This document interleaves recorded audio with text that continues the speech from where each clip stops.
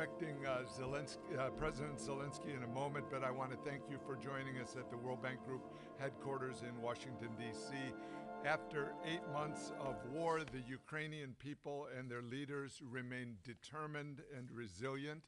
I am horrified by Russia's actions, the loss of lives and livelihoods, and the economic turmoil the war has unleashed. Ukraine's needs for recovery and reconstruction are massive, and we've been discussing that today. We work closely as an international group to prepare for the reconstruction efforts. I want to turn to my close colleague, Kristalina Georgieva. And then maybe directly to... So I have the privilege to pass the floor to President Zelensky. He's already with us. President Zelensky, we are all ears. We look forward to hearing from you.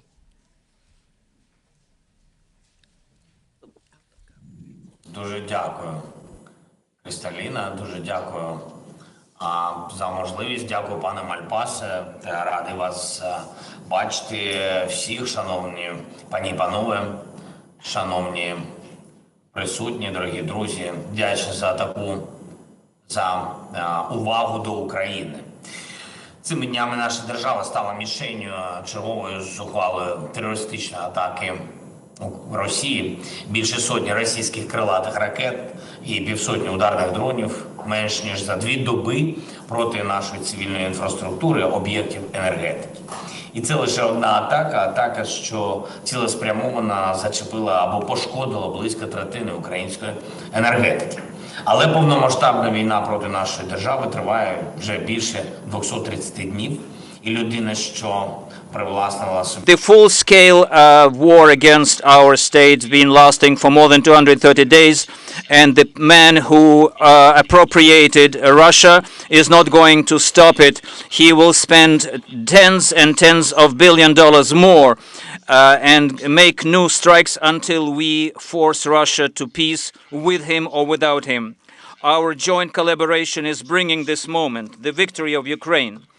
And the more assistance Ukraine gets now, the sooner will come an end to the Russian war. And the sooner, the more reliably we will guarantee that such a cruel war will not spread into other countries. I am very thankful to you for understanding this. Thank you for all the support you have provided.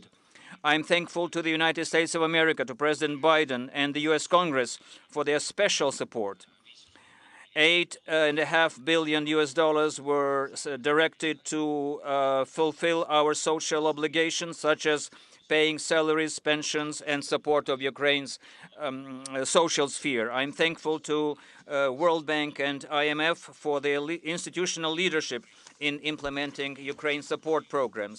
I'm thankful to European Union and all our partners who joined helping to stabilize Ukraine's financial condition. You all can see that Ukraine is strong enough to stand through in this war, but we need to remain consistent in supporting our country and develop existing lines of help. Every specific step in helping Ukraine is a real reduction of Russian aggression, and I would like to propose to you 3 such steps. First, I believe it would be useful if we created a coordination format for financial support of Ukraine, similar to what was created in Ramstein for defense support. Ms. Kristalina Georgieva and I discussed the importance of coordinating donors. It would be good to create a permanent working group that would provide financial support for Ukraine and work promptly at different levels, at the level of international donors and specific countries that take part in assistance. Number 2, reliable making up for the deficit of people and providing for the basic needs of people. We can see that Russian terroristic attacks can be intensified, so we need to intensify our collaboration for assistance in a symmetric way to rebuild what was destroyed and to guarantee the financial stability of our state. You know the data from this year Russian terror has caused Ukraine's economy reduction by more than 1/3. Likewise, real incomes of our people are reduced by 1/3. Thousands of businesses and infrastructural objects were destroyed, and millions of people became displaced. At this time, we have two key financial needs of the country. That's $38 billion to make up for the deficit of our budget for next year. That includes salaries of doctors and teachers, social payments and pensions. That's guarantees of Ukrainian people's survival. And other $17 billion that were verified by the World Bank and needed to rebuild the critical infrastructure in the RDNA framework. Those are schools, hospitals, critical transport and energy infrastructure, also damaged housing. In fact, all that became Russia's priority targets for their strikes. We need also targeted credits in the amount of $2 billion to rebuild the electric energy infrastructure after the destruction and to expand our export to Europe. Also, taking into account the crisis situation created by Russia all across the continent, we need credit limits to purchase gas and coal for the future heating season. The scope of this year's support should be not less than $5 billion. Perhaps we will not have to use those limits, but they need to be made in order to guarantee stability. In this concept of counteraction against deficit and guaranteeing stability, critically important is the new program of collaboration with the IMF. The realistic scope up to $20 billion. This program needs to finally be approved as the main source of making up for the deficit. The third step I would like to support is specific instruments to support investment for Ukraine in order to stimulate the economy and so that business would start invest in Ukraine now. We need a mechanism to ensure military risks for new investment projects. I hope that we can launch this mechanism together with the World Bank. One other element of protecting economic activity could be opening limits for export-import agencies of partner countries to supply equipment to Ukraine. This is something that can strengthen your companies right away in collaboration with us. Ladies and gentlemen, at this time when the terrorist state is trying to intimidate us even more, we have to respond to the Russian terror with a stronger and even more meaningful collaboration. This is the true defense, our joint defense of our shared democracy, our mode of life. Terror has to lose. Ukraine has to win. And that's absolutely real with your support. Once again, thank you all those who help us. Glory to Ukraine.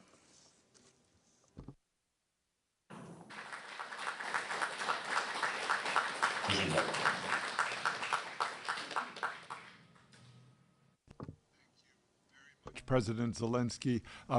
We are joined here at World Bank by ministers, by other international organizations, and it's a coordinated effort by the group to provide support and find the pathways that you were describing in your comments. I want to turn now. We have Prime Minister Shmuel. Yes. I know Secretary Yellen, as you mentioned, President Zelensky, the United States has been a very strong factor within the flows. And World Bank has been able to disperse $8.5 billion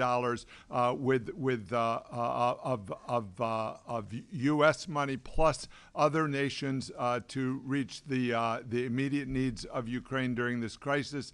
And we've had discussions already this morning of additional steps that can be taken over the coming weeks and months. Let me turn to Kristalina and then to Prime Minister Shmuel. Yeah. Do we have Prime Minister? Do we have the, Prime Minister? Are you on the line?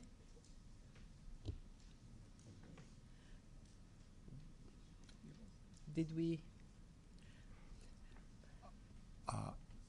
President Zelensky, we are here he going. is. Here he is. Good to see you. Monday, Welcome to this Russia meeting. carried out one of the most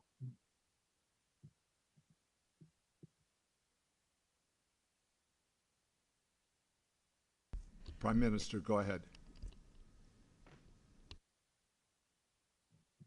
Dear David, dear Kristalina, dear ministers, ladies and gentlemen, this Monday Russia carried out one of the most massive missile strikes on our cities since the beginning of the invasion of Ukraine. As President Zelensky said, more than hundreds of rockets and kamikaze drones damaged energy infrastructure, parks, children playgrounds, and public transport stops. 25 killed, 134 wounded. The purpose of this terrorist act is the desire to put Ukraine on the knees. In this regard, our response must be fast, tough, and decisive. More sanctions against Russia and more assistance to Ukraine. This is how the world must respond to every Russian terrorist attack. Since the Second World War, no country in Europe has suffered such huge losses and destructions that Ukraine suffers today. Millions have left Ukraine. Of these, more than 40% are people of working age, and 2/3 are the people with higher education. Ukraine is losing the most valuable thing, human capital. The recent World Bank report identifies the need of $350 billion for the recovery of Ukraine, almost twice as much as the GDP of our state last year.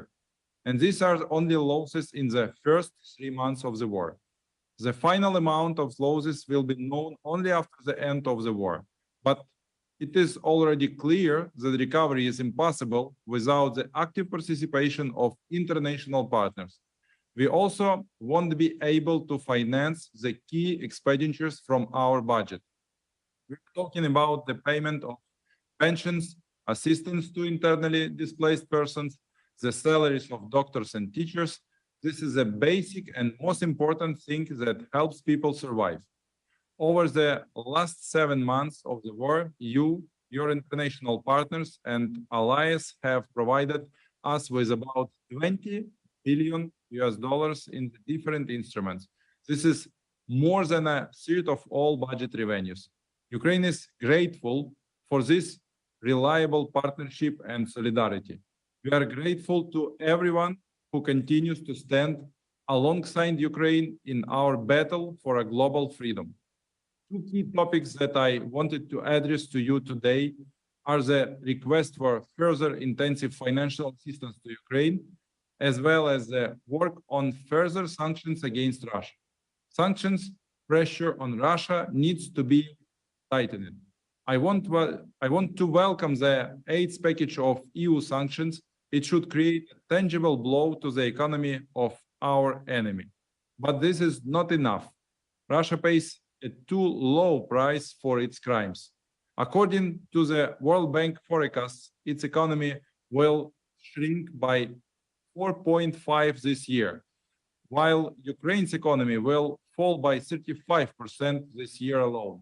4.5 and 35 are the disproportional scale. 2023 will be just as extremely difficult for us in terms of stability of our economy and finances. Ukraine will continue to need strong financial assistance from partner countries and international financial institutions. We are talking about the amount of more than $55 billion for 2023. As President said, this covers the state budget deficit at the level of $3.5 billion per month, and another $17 billion for rapid reconstruction projects. Of course, we are doing everything to increase the sustainability of our own economy, collect more taxes, and be more self-sufficient in terms of financing our spending. Our government has submitted a budget to the Parliament for 2023, where we are further optimizing our expenditures. Thanks to currency devaluation and nominal freezing of social benefits, we have reduced the fiscal gap by about 30%. In the state budget for 2023, we are significantly reducing expenditures on the state apparatus. For example, expenditures on the Ministry of Economy are reduced by 86%, on the Ministry of Youth and Sport by 55%, on the Ministry of Culture by 47%, clearly defining the priorities of budget financing. First of all, it is defense, 45% of all expenditures, social payments, 16%, medicine and education, 13%, and 13% for debt servicing. And these are the costs that we cannot reduce. Our common task is to bring economic and financial cooperation between Ukraine and our partners to a fundamentally new level. I would also like to use the opportunity and call on the present ministers to contribute to the implementation of Ukraine's idea of confiscation of frozen Russian assets. These are hundreds of billions of dollars that should rightly go to rebuild what Russian troops have destroyed. Simply returning these funds to the aggressor will mean that this is simply no punishment for destruction, murder, and terror in the modern world. Therefore, we also hope for your support in this matter. Thank you again for your help and believe that our fruitful cooperation with you will continue next year. Thank you for your attention. Thank you for your support. Slava Ukraini!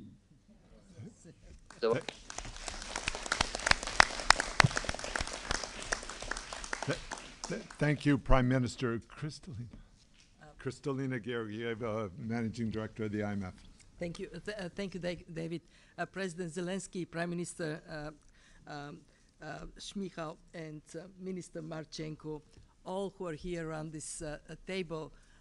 It is a huge responsibility for us to respond to what we have heard. We are gathering this week to assess the outlook for the world economy, which has darkened dramatically because of Russia's senseless war against Ukraine. And of course, the most dramatic consequences are for people in Ukraine. And yet what we saw is a proud nation standing up to an aggressor with a remarkable determination. Thank you for that. I want to make 3 points. First, when the war started in February, it was so hard to envisage how the economy is going to withstand it and how policies would be in place to deal with the consequences of war. And what we are seeing is a remarkable demonstration that these policies are in place and that the economic team and the people in Ukraine are handling with dignity and professionalism what is thrown at them. We have, both the World Bank and the IMF, we have been working very closely with the Ukrainian authorities, and what we see is a recovery of economic activities in a significant part of the country, in place social policies that not only provide for the population, but bring the confidence of people in Ukraine, and a very responsible attitude towards how money is being used. I want to recognize everybody who has contributed to Ukraine, the US in particular, because not only the amounts are significant, but they are provided as grants, and grants is what a country in a situation like this most needed. And I am sure that after today we will come up even stronger in that determination we have to demonstrate. Let me move to my second point, which is no doubt in front of us is going to be a difficult 2023. Hopefully the war would end sooner rather than later. But from what we are seeing, we have to be there for the Ukrainian people. This group has mobilized $35 billion, most already delivered, some in a process to be delivered. I am, on behalf of my colleagues, I want to say we at the IMF, we are doing our part. We have contributed $2.7 billion of IMF lending, and we have administered on behalf of Canada, Germany, and the Netherlands another $2.2 billion. What we need to look into is how to ensure sustainability of the economy, and that would require a significant effort. Our team is going to be with the Ukrainian team immediately after the annual meetings to determine the macroeconomic framework and also what that would mean in terms of budgetary implications. Our preliminary estimate is that somewhere between $3 and $4 billion are necessary on a monthly basis, and the numbers would be determined by three factors. One, what is the cost of social services? Depends on the war and depends on migration. Two, what is the cost of reconstruction of vital infrastructure? It would depend on the war, and it also would depend on our prioritization. And three, what are the energy needs of the country? How much needs to be imported to provide for people in Ukraine? And it would depend on whether, in addition to, of course, the horrors of the war. My third point is to respond to President Zelensky. He called on us to bring together an economic forum for Ukraine that meets on a regular basis, and it is where we look at the macro framework, we look at the financing gap, and look at how we are closing this gap. And President Zelensky, yes, we do it. We will be assembling the forum as soon as possible. We now have a new platform to engage, which is the program with monitoring from the board. It is the pathway to a full-fledged program you called for. And we are moving with you in the direction of a strong Ukraine. Since I'm the managing director of the IMF, I'm not supposed to take positions with countries. I'm just going to quote you and President Zelensky. That's not my words, these are your words. Slava Ukraini. Turning to Secretary Yellen. I thank President Zelensky and Prime Minister Shmyhal for addressing this group. The American people stand resolutely with Ukraine in the face of Russia's brutal and illegal war, especially after Monday's barbaric strikes on non-military targets throughout Ukraine. In our meeting yesterday, I offered my condolences to Minister Marchenko for the lives lost, and once again the world has seen the true nature of Putin's war. In response to Russia's war of choice, our historic sanctions coalition is restricting Russia's access to technology and equipment it needs to supply its military. And with our price cap on Russian oil, we're targeting Russia's key source of revenue while stabilizing global energy markets. The Ukrainian military has mounted an heroic defense against Russia's brutal attacks on the battlefield. Ukraine's economic and finance officials have also done their part by continuing to provide critical services to the people of Ukraine and keeping Ukraine's government operational under extraordinary circumstances. And now, donors need to keep stepping up. The United States recently reaffirmed our commitment to Ukraine through congressional approval of another $4.5 billion in grant assistance, which we will begin to disperse in the coming weeks, and that's in addition to the $8.5 billion in grants already dispersed. I would like to thank the World Bank for facilitating these disbursements. We welcome the efforts of all donors to meet Ukraine's needs. However, the scale, predictability, and grant component of disbursements must improve. We also appreciate the World Bank and European Bank for Reconstruction and Development support for Ukraine, which have included helping donors like us channel resources to Ukraine, and we welcome the IMF's disbursement in new emergency financing and laying the groundwork for a full-fledged program early next year. As Russia's shameful actions continue, we must continue our joint efforts and begin planning for Ukraine's needs in 2023.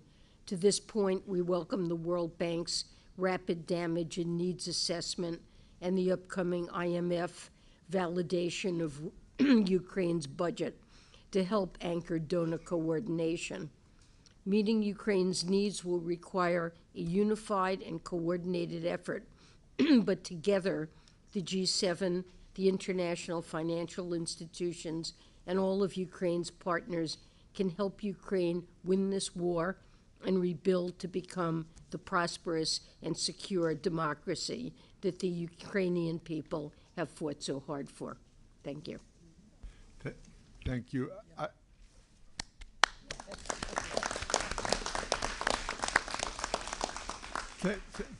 Thank you, everyone. I want to take a moment to take note of the contributions from all countries that have aided Ukraine. Also, from the strength of the support around this big table. I don't know if that can be seen by everyone. We're at the point where I want to thank the global audience for watching this important event.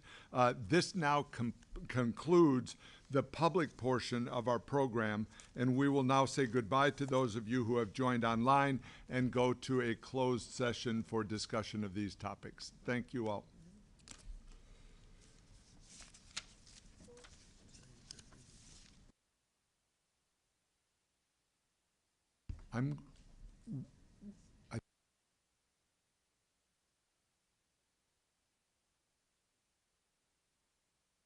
Group Axel von Trotzenberg is going to chair, and we look forward to working with everyone. And I really want to take note